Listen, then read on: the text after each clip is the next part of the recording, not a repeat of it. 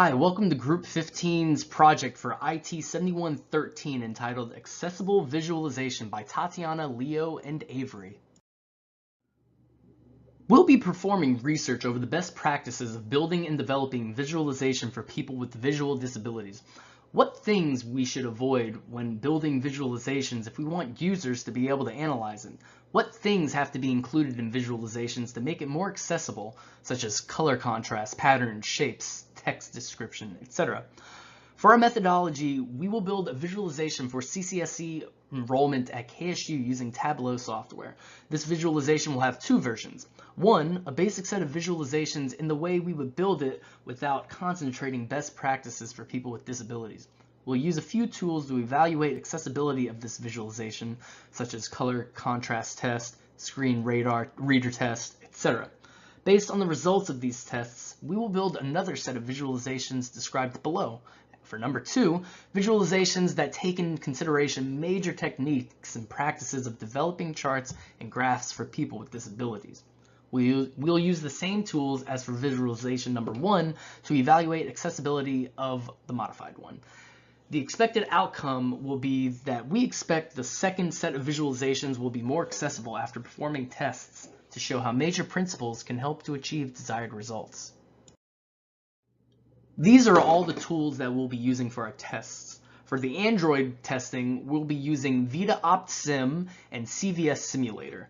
VitaOptSim is a vision disease simulator, while CVS Simulator is chromatic vision simulator. For Chrome, we'll be using ReadAloud and NoCoffee. ReadAloud will be a voice reader and NoCoffee is a vision simulator.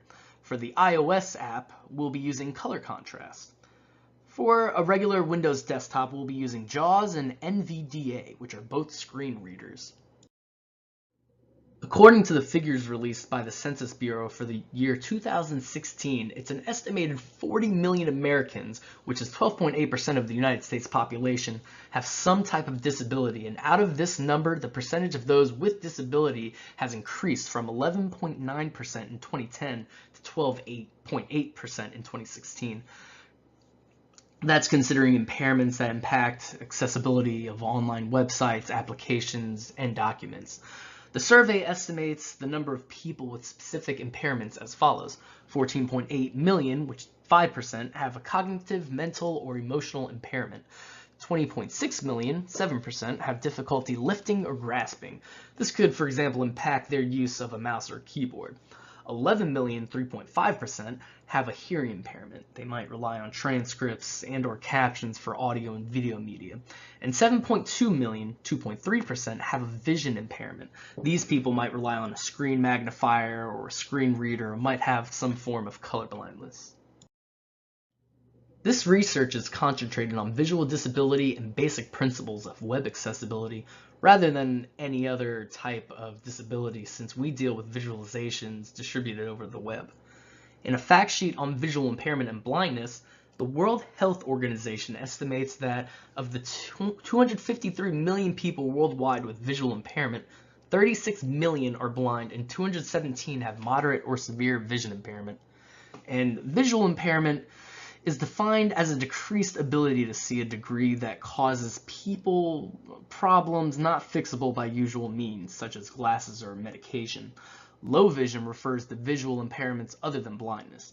In many contexts, low vision only includes impairments that are not corrected with regular glasses, contact lenses, medicine, or surgery. Most people develop low vision due to eye disease or health conditions. They are more common among older people. Some low vision will be congenital and some are caused by injuries. Starting around the age of 40, most people have declining vision that is not caused by disease, including decreasing ability to focus on text that's close, decreasing color perception, decreasing contrast sensitivity, and more. There's some common causes of low vision among adults in America, such as diabetic retinopathy, age-related macular degeneration, glaucoma, and cataracts. Some causes of low vision can be age-related macular degeneration, cataracts, glaucoma, diabetic retinopathy, retinitis pigmentosa, and neurological vision impairment. Some types of visual impairment include visual acuity, light and glare sensitivity, contrast sensitivity, field of vision, and color vision. Certain types of color blindness include monochromacy, protanomaly, deuteranomaly, dichromacy, protanopia, and deuteranopia. These four pictures provide examples of color blindness. On the left side, you'll see normal sight with a full color perception. Right next to that, you'll see deuteranopia sight, which is red and green color blindness. Right next to that, you'll see tritanopia sight, which has blue and yellow color blindness. And to the far right, you'll see monochromacy sight, which has no color perceptive, which is also very rare. Here are two more examples of charts. These color charts show how different colorblind people see compared to a person with normal or color vision. That will be on the left. And for the right, this shows testing the colors of a web chart to ensure that no information is lost to the various forms of color blindness. Field of vision, or visual field, is the entire area that can be seen when the eye is directed forward, including what is seen with peripheral vision. Some eye and neurological conditions cause field loss where people have a smaller or obscured field of vision. For example, significant peripheral field loss, sometimes called tunnel vision, is somewhat like looking through a drinking straw.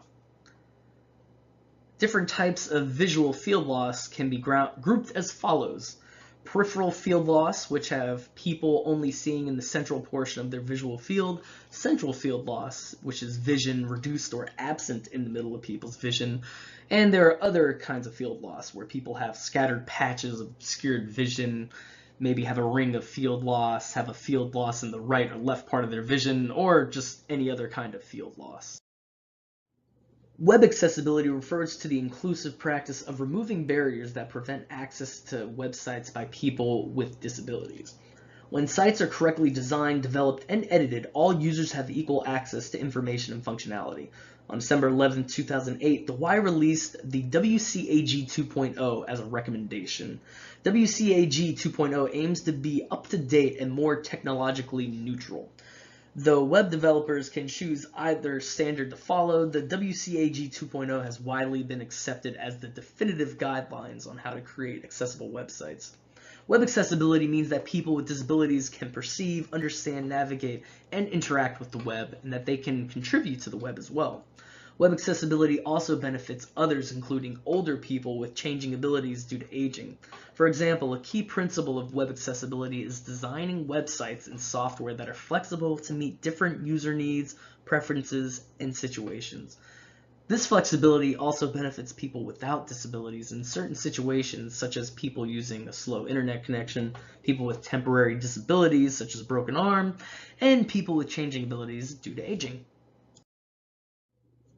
These are some of the disabilities that affect web use: hearing difficulty, visual difficulty, cognitive and neurological disability, and physical disabilities.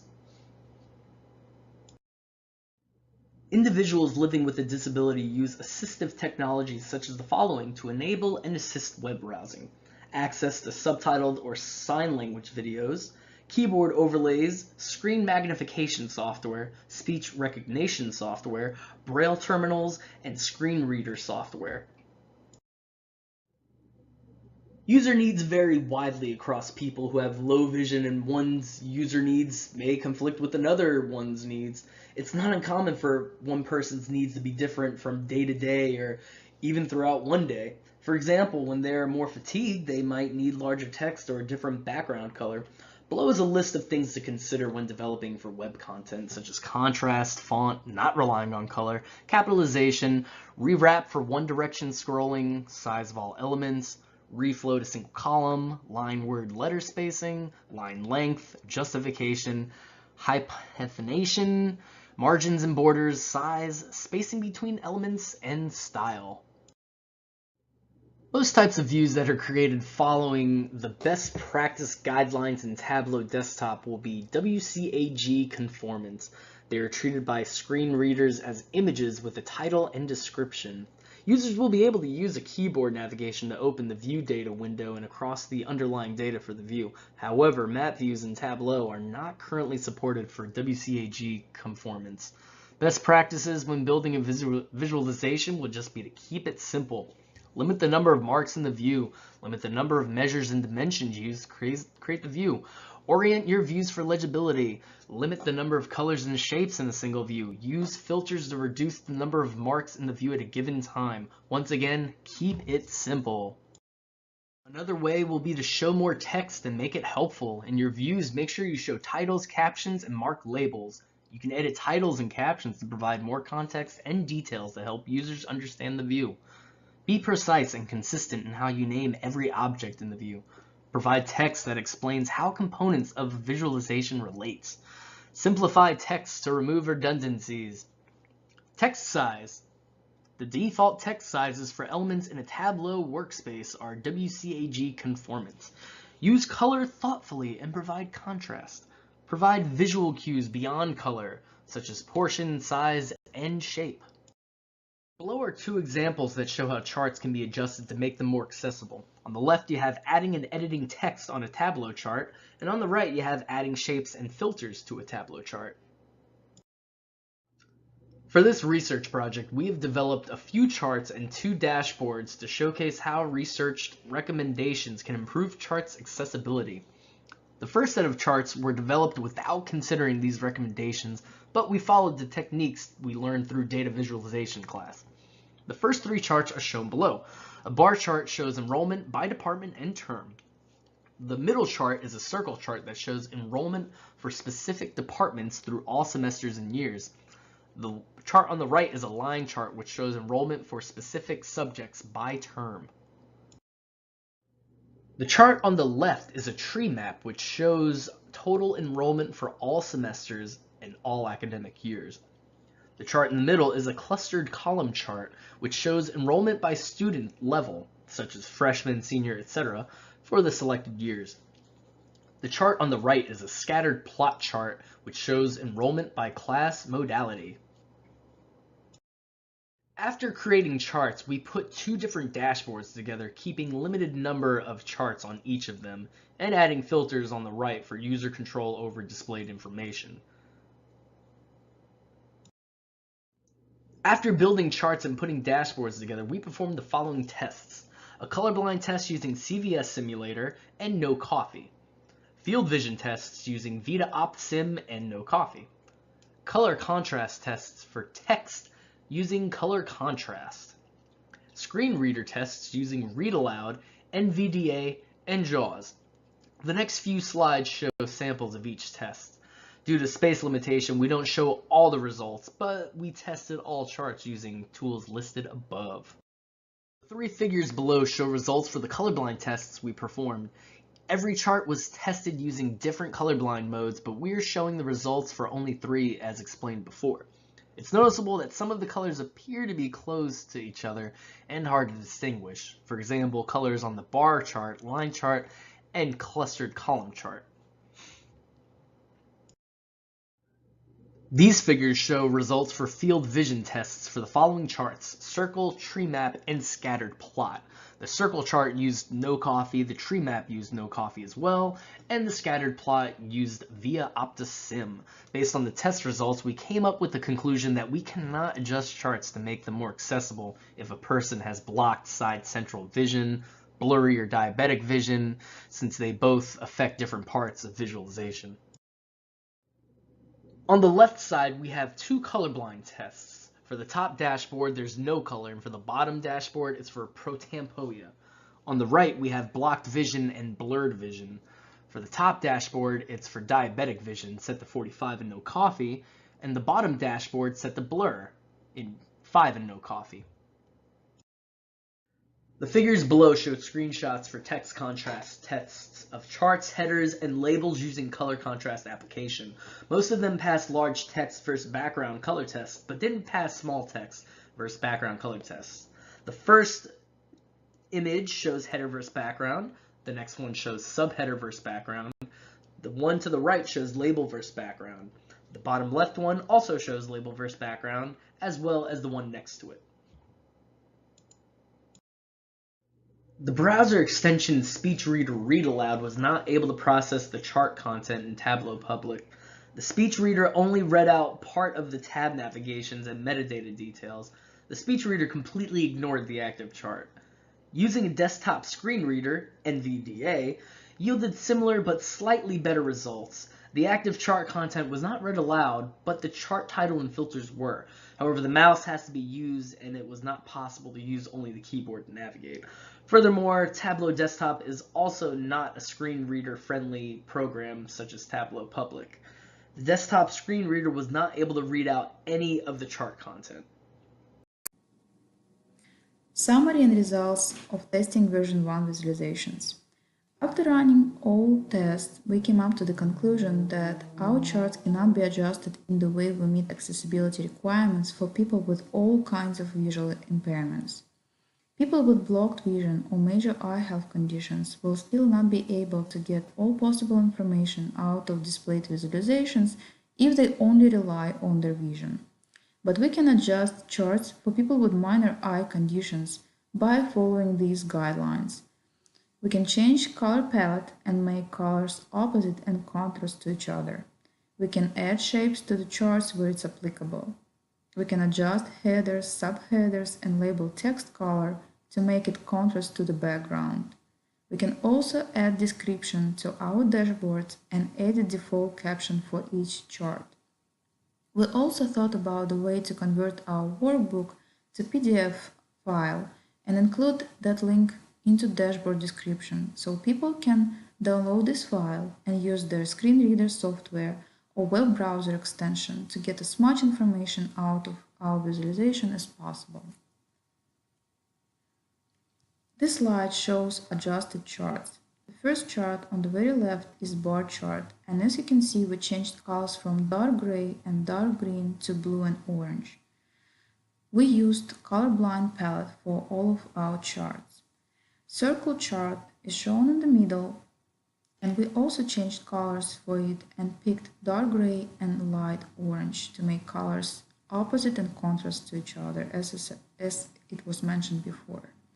The last chart on the very right is line chart, and we not only changed colors for it, but we also added shapes to this line chart. For each of these charts, we changed header text color to make it contrast enough to the background. We also added caption text for each chart to make sure it's descriptive enough. The next three charts that we were adjusting were tree map chart, clustered column chart, and scattered plot chart, shown on this slide. We performed the same modification as described before, changed color palette, edited caption, and made header color darker. After adjusting all charts, we moved to two dashboards we created earlier and modified them according to the same guidelines as we follow for charts. We changed header, subheader, and label text color to make it darker and thus more readable. We also added description for each dashboard and included a link to PDF file of our workbook to that description. We removed some cards and filters to make our dashboard look cleaner, and we also changed the name for each filter and card to make it more descriptive. After adjusting charts and dashboards, we performed the same set of tests as described for version 1 visualizations. The first set of tests was colorblind test, and on this slide we show a few screenshots we took while performing this test. Bar chart on the left was tested using protanopia mode. Line chart was tested with deuteranopia mode, and clustered column chart was tested with tritanopia mode.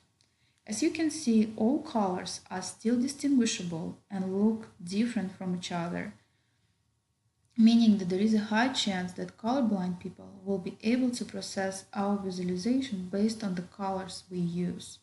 We did add shapes to the line chart, which should also help them to distinguish colors if they appear close to each other. The second set of tests that we performed over version 2 visualization was field vision test. We show three screenshots on this slide for charts that were tested. Circle chart was tested using side vision, tree map chart was tested using lost contrast mode, and scatter plot chart was tested using diabetic vision mode.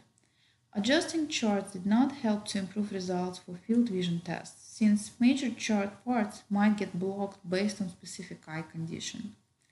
One of the possible solutions that we found online was to overflow content to specific side or center of the visual area. But it's not really possible with charts and dashboards, although it's possible with just plain text. Another set of tests that we performed was set of tests for our dashboards. So on this slide you can see colorblind test and blocked vision test that we performed for our dashboards.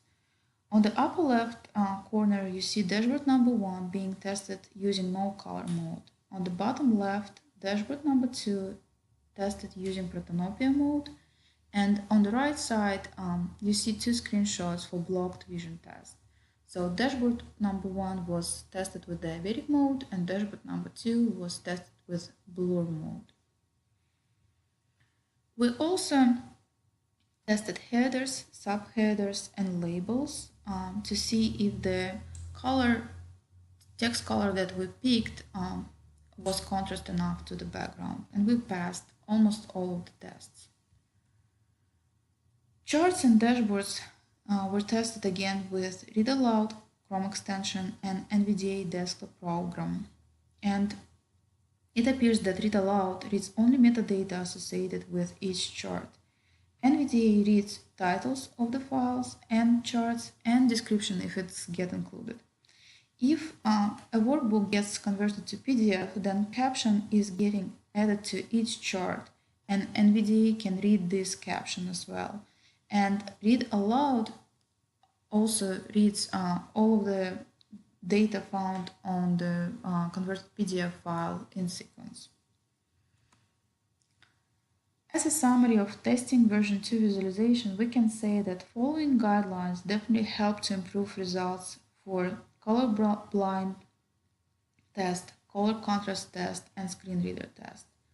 Blocked vision test did not show improvement, but we believe that if a user with this kind of impairment is using screen reader software or web browser extension, he should be able to hear all of the text that we include into our workbook, and it should help him to get an idea of what is shown on each chart and each dashboard that was included in this workbook. On the next 2 slides, we show all major resources that we used for this research. We'll also provide in the end links to visualization version number 2 and visualization version number 1 to help you to see each chart and dashboard separately. Thank you for watching this presentation and have a good day.